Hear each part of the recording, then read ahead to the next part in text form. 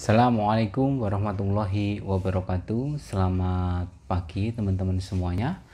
Alhamdulillah kita berjumpa lagi di perkuliahan ekonomi makro. Nah, di pertemuan kali ini saya akan melanjutkan pembahasan materi kita tentang ekonomi makro setelah di minggu yang lalu kita berdiskusi membahas perihal materi tentang produk domestik bruto atau PDB atau biasa gross domestic product atau GDP. Nah, kali ini kita akan membahas salah satu topik yang sering juga dibicarakan kalau kita ngomong masalah makroekonomi, yaitu pertumbuhan ekonomi. Nah, adapun outline yang akan kita bahas hari ini setidaknya ada 3. Yang pertama adalah apa itu pertumbuhan ekonomi. Kemudian yang berikutnya yaitu teori pertumbuhan ekonomi. Kemudian yang ketiga itu adalah perhitungan teknis pertumbuhan ekonomi. Secara definitif, teman-teman bisa melihat ke dalam slide yang sudah saya bagikan. Pertumbuhan ekonomi adalah sebuah proses dari perubahan kondisi perekonomian yang terjadi di suatu negara secara berkesinambungan untuk menuju keadaan yang dinilai lebih baik selama jangka waktu tertentu. Dari definisi di atas terdapat setidaknya satu kata kunci besar, yaitu adalah perubahan. Jadi kalau kita simpulkan di sini bahwasanya kalau kita membahas perihal pertumbuhan ekonomi, ada satu kata kunci yang paling penting, yaitu adalah perubahan. Jadi ada perubahan dari kondisi yang demikian ke kondisi yang seperti demikian, kira-kira begitu. Jadi berdasarkan definisi di awal, perekonomian suatu negara dikatakan tumbuh apabila terjadi perubahan pada kondisi perekonomian negara tersebut secara berkesinambungan. Ini mungkin adalah interpretasi yang secara deskriptif, secara eksploratif dari definisi yang sudah saya sampaikan di slide sebelumnya. Nah, tumbuh di situ di dalam interpretasi ini ada kata kunci juga kalau kita mau cari, yaitu adalah pertumbuhan. Nah, pertumbuhan di sini kita bisa maknai dalam dua sisi. Yang pertama adalah pertumbuhan secara positif atau pertumbuhan secara negatif. Kalau pertumbuhan secara positif itu maknanya terjadi peningkatan kondisi ekonomi. Kemudian kalau tumbuhnya negatif itu berarti terjadi penurunan. Dengan kata lain, misalkan ada sebuah berita yang mengatakan bahwasanya perekonomian Indonesia itu tumbuh secara positif. Kalau kita lihat data dari pertumbuhan ekonomi, berarti maknanya di situ bahwasanya pertumbuhan ekonomi di Indonesia mengalami peningkatan, itu maknanya. Atau sebaliknya, misalkan ada sebuah berita yang mengatakan bahwasanya selama pandemi COVID-19 pertumbuhan ekonomi Indonesia mengalami pertumbuhan secara negatif. Nah, ini maknanya bahwasanya pertumbuhan ekonomi terjadi penurunan. Nah, sekarang pertanyaannya begini teman-teman. Lalu penurunan tadi kata kunci yang pertama, kemudian kata kunci yang berikutnya tumbuh.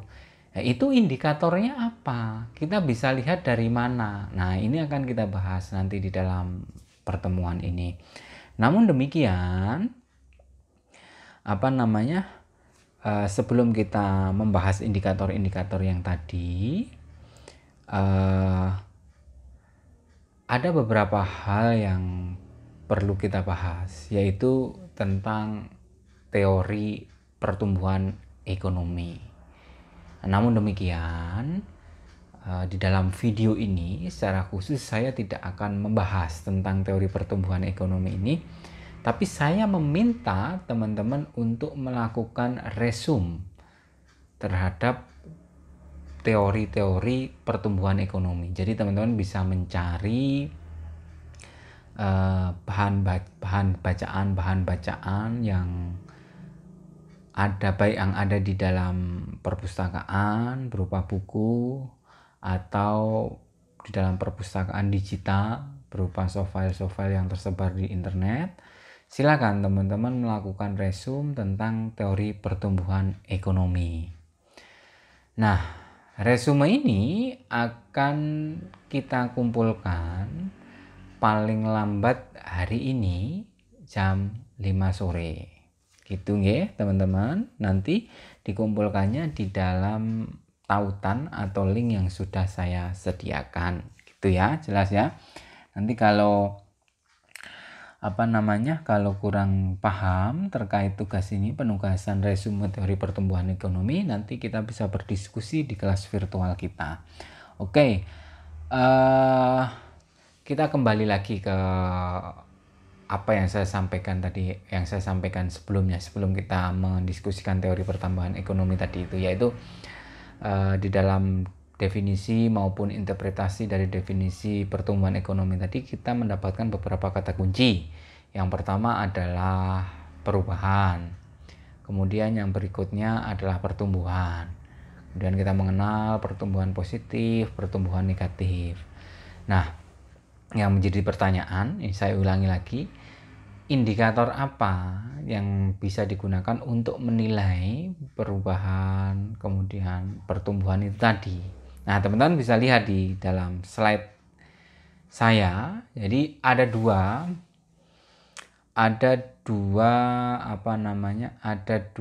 indikator.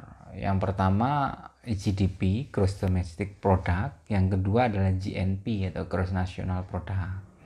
Di mana di dalam GDP tersebut ada perubahan produksi barang dan jasa dan lain sebagainya itu ya.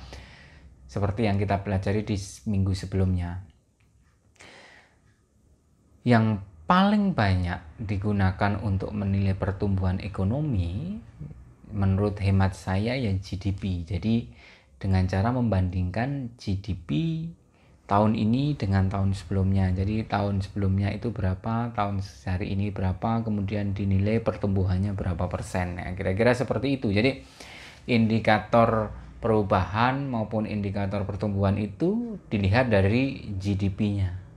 Atau bisa juga jadi di GNP atau dari beberapa indikator yang lainnya. Tapi kalau misalkan teman-teman coba amati beberapa perhitungan pertumbuhan ekonomi, biasanya didasarkan dari GDP. Jadi perubahan GDP atau pertumbuhan GDP. Lalu bagaimana perhitungan teknis pertumbuhan ekonomi? Pertumbuhan ekonomi dapat diukur dengan metode berikut ini. Yang pertama adalah GDP tahun T dikurangi GDP T-1 dibagi GDP T-1 kali 100%. Nah, GDP T-1 itu apa, Pak? T-1 itu ya kalau misalkan tahun T-nya itu GDP tahun T itu misalkan 2020, berarti GDP T-1 berarti GDP tahun 2019. Jadi selisih 1 tahun itu. Jadi kita bisa lihat kemudian dengan rumus yang atas ini, pertumbuhan ekonomi dari tahun sebelumnya itu berapa persen nanti. Jadi GDP tahun T dikurangi GDP T-1 dibagi GDP T-1 kali 100%. Nah, rumus kedua ini GDP tahun T dikurangi GDP tahun konstan dibagi GDP tahun konstan kali 100%. Nah, GDP tahun konstan nih. Tahun konstan itu maksudnya apa? Jadi tahun konstan itu tahun yang disepakati sebagai pembanding. Taruh contoh misalkan GDP T-nya adalah 2020. Nah, kita mau menetapkan GDP tahun konstan itu misalkan tahun 2000. Berarti nanti GDP tahun 2020 sebagai GDP tahun T dikurangi GDP tahun konstannya adalah tahun 2000 itu berapa dibagi GDP konstan tahun 2000 juga kali 100%. Nah, di rumus yang kedua ini kita bisa melihat dari tahun 2000 ke sampai dengan tahun 2020 itu nanti akan terjadi perubahan berapa persen begitu kira-kira. Kalau misalkan orang menilai misalkan tahun 2020 dengan GDP sekian ini terjadi peningkatan berapa persen kalau dibandingkan dengan tahun 2000. Kira-kira begitu. Nah, ini juga sering atau istilahnya acap kali digunakan untuk menghitung pertumbuhan ekonomi. Gitu ya, teman-teman bisa dipahami. Nah, nanti minggu depan, khususnya minggu depan saya akan mengadakan semacam evaluasi ya. Evaluasi ya kuis lah. Nah, nanti minggu depan itu saya akan bagikan soal ke teman-teman. Soalnya adalah pilihan ganda. Nah, nanti termasuk nanti soalnya adalah menghitung GDP, kemudian menghitung pertumbuhan ekonomi kayak gini-gini ini.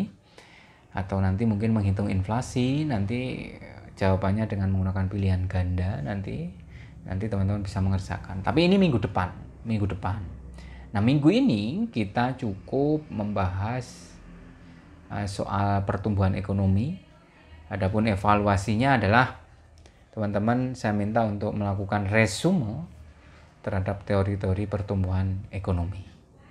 Gitu ya teman-teman, sekian dari saya pikir jelas kuliah hari ini. Kalau misalkan kurang jelas bisa teman-teman tanyakan di dalam kelas virtual kita. Oke, sekian dari saya. Wassalamualaikum warahmatullahi wabarakatuh.